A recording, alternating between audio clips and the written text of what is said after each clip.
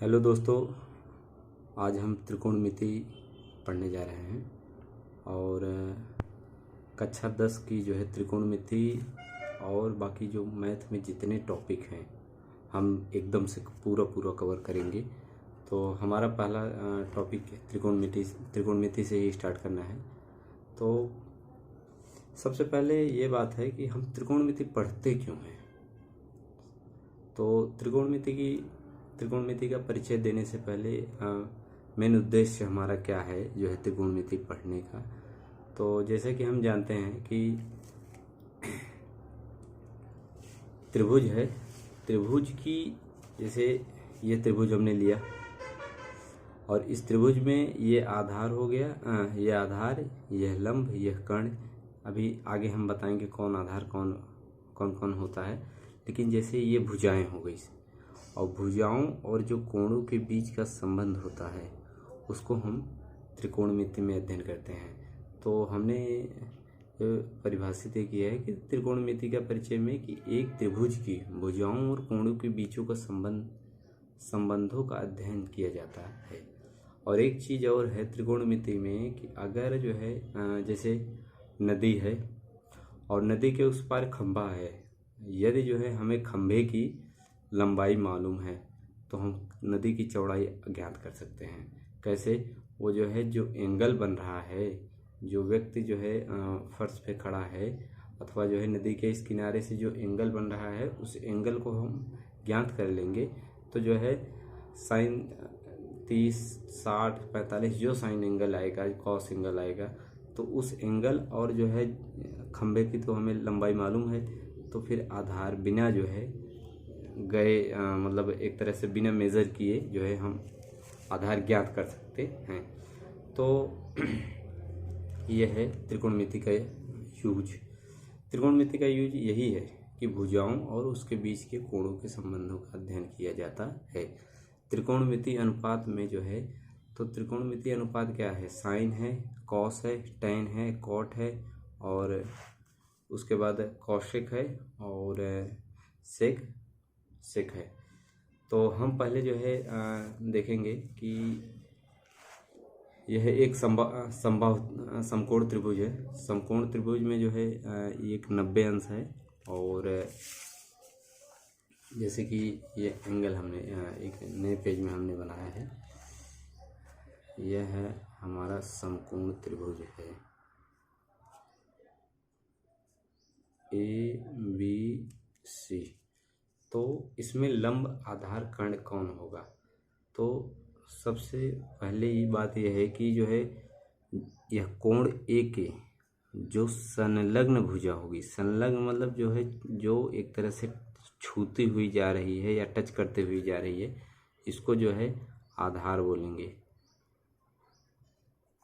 और जो है इस कोण ए के सम्मुख भुजा है, सम्मुख है मतलब सामने है, वह लंब कहलाता है। और जो समकोण के सम्मुख है वह कर्ण है। समकोण त्रिभुज में एक चीज याद रखिएगा, समकोण त्रिभुज में कर्ण जो है सबसे लंबी भुजा होती है। कर्ण जो है सबसे लंबी भुजा होती है। अगर अब ये चीजें जो है कोण ए के प्रति हो गया, अगर हम कोण सी के प्रति निकालेंगे तो कोण सी में जो है कोण सी का संलग्न भुजा तो ये हो गया BC।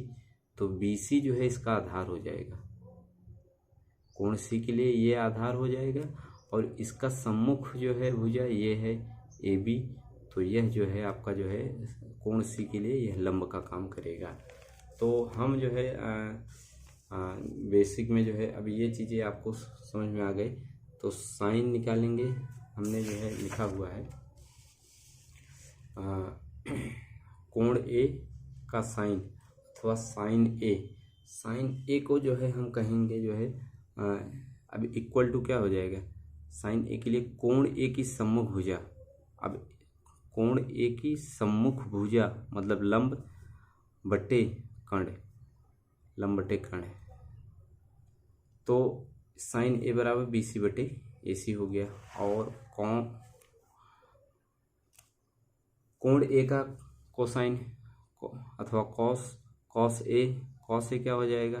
कोण ए की संलग्न भुजा, कोण ए की संलग्न जो है आधार हो गया बटे कर्ण, आधार बटे कर्ण अर्थात जो है कॉस ए बराबर ए बी बटे ए सी।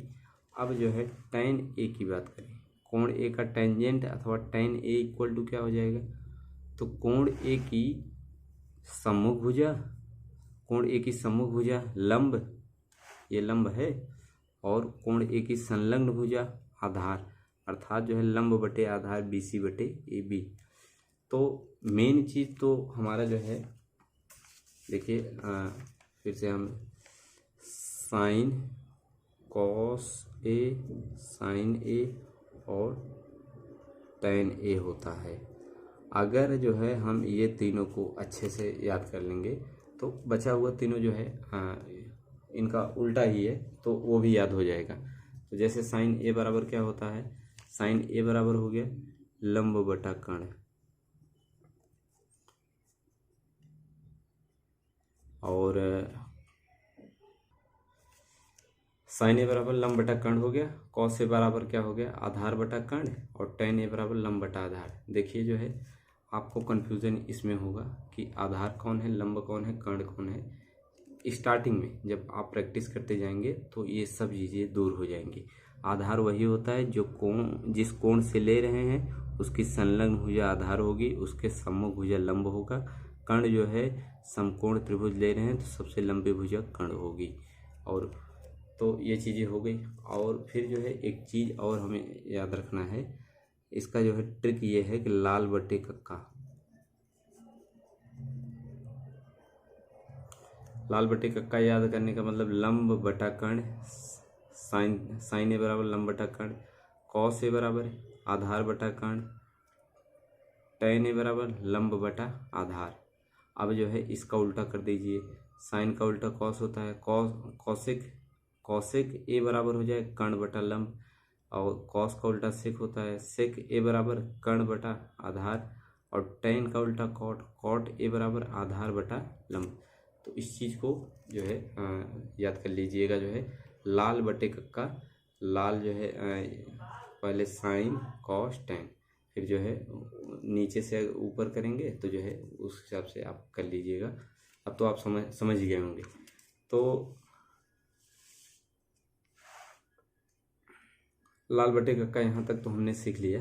अब जैसे कौशिक के लिए हमें निकालना है, तो कौशिक के लिए क्या होता है, कोण ए का कौशिक, कोण ए का कौशिक क्या हो जाएगा 1 बटे साइन ए, अथवा कोण ए का साइन, और साइन ए, इसको साइन ए भी हम लिख सकते हैं। यहाँ देखिए जो है चाहे कोण ए का साइन लिखिए चाहे साइन ए, ये मत कीजिएगा साइन गुणे ए नहीं है, साइन गुणे ए नहीं है, साइन का एंगल ए है, मतलब साइन का कोण है, ये ए जो है कोण है।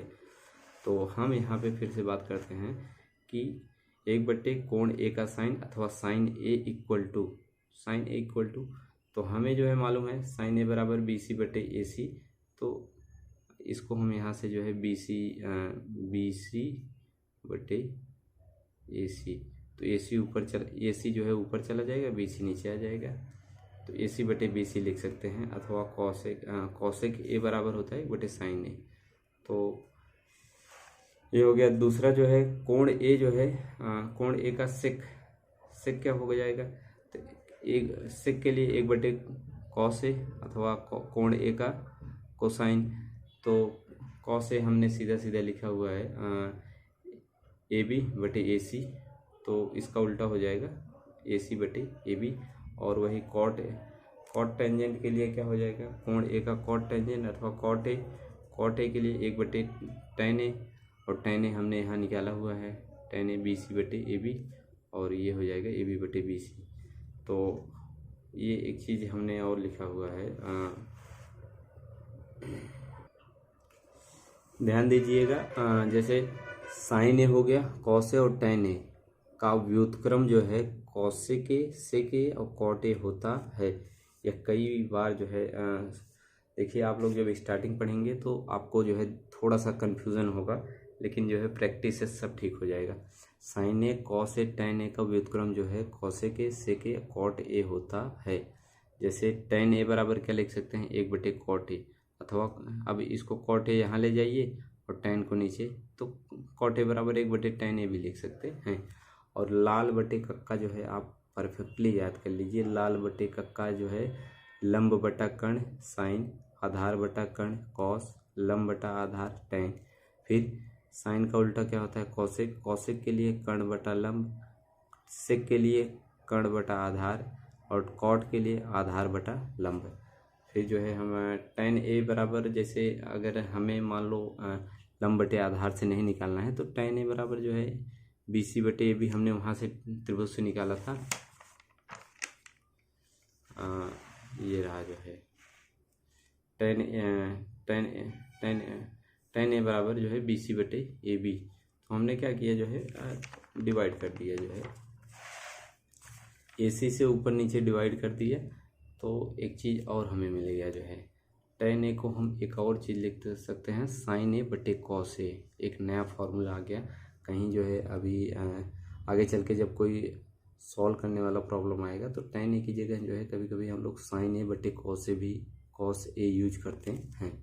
अथवा cot A के लिए cot A की जगह क्या लिखेंगे, तो cot A जो है tan का उल्टा ही है, तो cos A बटे sin A हो जाएगा।